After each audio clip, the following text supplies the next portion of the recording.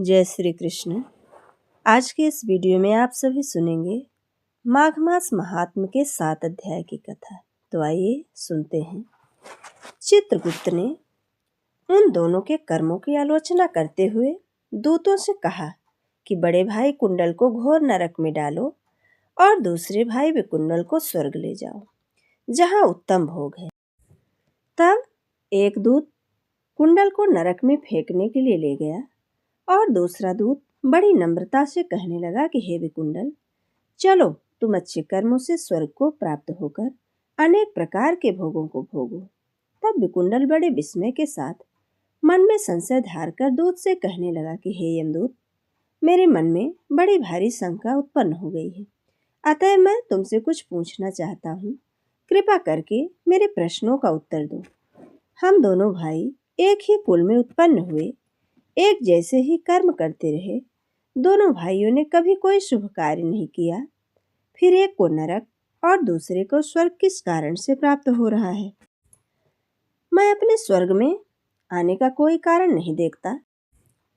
तब यमदूत कहने लगा कि हे विकुंडल, माता पिता, पुत्र पत्नी, भाई बहन, ये सब संबंध जन्म के कारण होते हैं और जन्म कर्म को भोगने के लिए ही प्राप्त होता है। जिस प्रकार एक वृक्ष पर अनेक पक्षियों का आगमन होता है, उसी तरह इस संसार में पुत्र, भाई, माता पिता का भी संगम होता है। इनमें से जो जैसे पाप कर्मों को करते हैं, वैसे ही फलों को भोगते हैं। तुम्हारा भाई अपने पाप कर्मों से नरक में गया, तुम अपने पुण्य कर्म के कारण स्वर्ग में जा रहे हो। तब विकुंडल ने आश्चर्य होते हुए पूछा कि मैंने तो आजन्म कोई धर्म का कार्य नहीं किया, सदैव पापों में ही लगा रहा। मैं अपने पुण्य के कर्मों को नहीं जानता। यदि तुम मेरे पुण्य के कर्म को जानते हो तो कृपा करके बताओ। तब देवदूत कहने लगे कि मैं सब प्राणियों को भली भांति जानता हूँ, तुम नहीं जानते। सुनो, हरिमित्र का पुत्र सुमित्र नाम का ब्राह्मण था, जिसका आश्रम यमुना नदी के दक्षिणोत्तर दिशा में था। उसके साथ जंगल में ही तुम्हारी मित्रता हो गई और उसके साथ तुम 2 बार माघ मास में श्री यमुना जी में स्नान किए। पहली बार स्नान करने से तुम्हारे सब पाप नष्ट हो और दूसरी बार स्नान करने से तुमको स्वर्ग प्राप्त हुआ। सो हे वैश्यवर, तुमने 2 बार माघ मास के स्नान में जो पुण्य प्राप्त हुआ था, इसी के कारण तुम्हें स्वर्ग मिला और तुम्हारा भाई नरक को प्राप्त हुआ। दत्तात्रेय जी कहने लगे कि इस प्रकार वह भाई के दुखों से अति दुखित होकर नम्रता पूर्वक मीठे वचनों से दूत से कहने लगा कि हे दूतों, सज्जन पुरुषों के साथ 7 पग चलने से मित्रता हो जाती है और यह कल्याणकारी होती है। मित्र प्रेम की चिंता न करते हुए तुम मुझको इतना बताने की कृपा करो कि कौन से कर्म से मनुष्य यमलोक को प्राप्त नहीं होता, क्योंकि तुम सर्वज्ञ हो।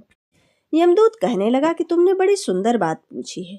यद्यपि मैं पराधीन हूँ, फिर भी तुम्हारे स्नेहवश अपनी बुद्धि के अनुसार बतलाता हूँ। जो प्राणी काया, वाचा और मनसा से कभी दूसरों को दुख नहीं देते, वे यमलोक में नहीं जाते। हिंसा करने वाले वेद, यज्ञ, तप और दान से भी उत्तम गति को नहीं पाते।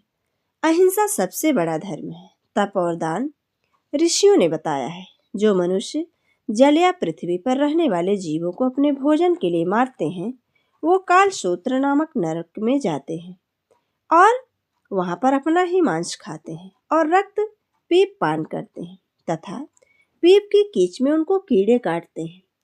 हिंसक जन्मांध, काने, कुबड़े, लूले लंगड़े, दरिद्र और अंगहीन होते हैं। इस कारण इस लोक तथा परलोक में सुख की इच्छा रखने वाले को काया, वाचा तथा मन से दूसरों का द्रोह नहीं करना चाहिए।